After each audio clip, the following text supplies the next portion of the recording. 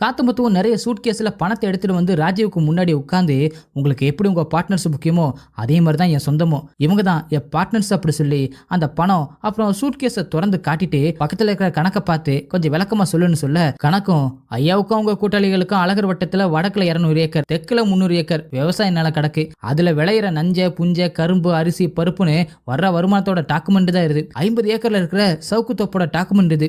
80 ஏக்கர்ல தென்னந்தப்பு வேற இருக்கு.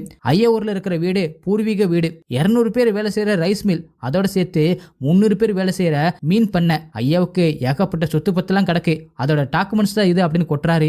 அப்பதான் காத்தமுத்துவும், என் கணக்க அவர் சொல்லிட்டாரு, உங்க கணக்க நான் சொல்றேன். நேத்து வந்தாரே உங்க பாஸ், எங்கிட்ட நல்லா ஒட்டிக்கிட்டாரு.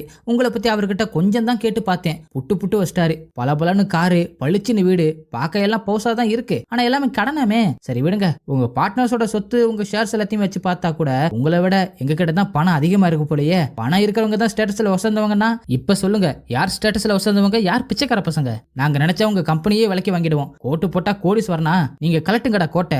என்ன பேச்சு நேத்து பேசுனீங்க? கண்ணாடி குப்பில தெத்தளிக்கிற நெத்திலிங்களா? கையில சாப்பிட்டா ஒரு மாதிரி பாக்குறீங்க, எலும்பு எடுத்து கடிச்சா ஒரு மாதிரி பாக்குறீங்க, கையில ரசத்தை எடுத்து குடிச்சா கூட ஒரு மாதிரி பாக்குறீங்க. வெள்ளை பிளேட்ல சாப்பாடு, கண்ணாடி கிளாஸ்ல ஒயின் எடுத்து குடிச்சா நீங்க என்ன வெள்ளக்காரங்களாடா? உங்க பழக்க வழக்கம் எங்க பழக்க வழக்கம் வேற வேற. இந்த கோட்டை போட்டதுனால நீ பெரியவனும் இல்ல, அந்த கோட்டை போடாதனால நான் எந்த வகையிலும் குறைச்சலும் இல்ல. இந்த மாதிரி முகங்களுக்கு பின்னாடி பல சரித்திர வரலாறு இருக்கு. இந்த முகத்தை லேசா எடை போடாத. உன் வீட்டு சாப்பாடை சாப்பிட்டதால இப்ப நான் சும்மா போறேன், யாரையும் உருவத்தை வச்சு எடை போடாத அப்படின்னு இங்கிலீஷ்ல சொல்லிட்டு அங்கிருந்து கிளம்புறாரு.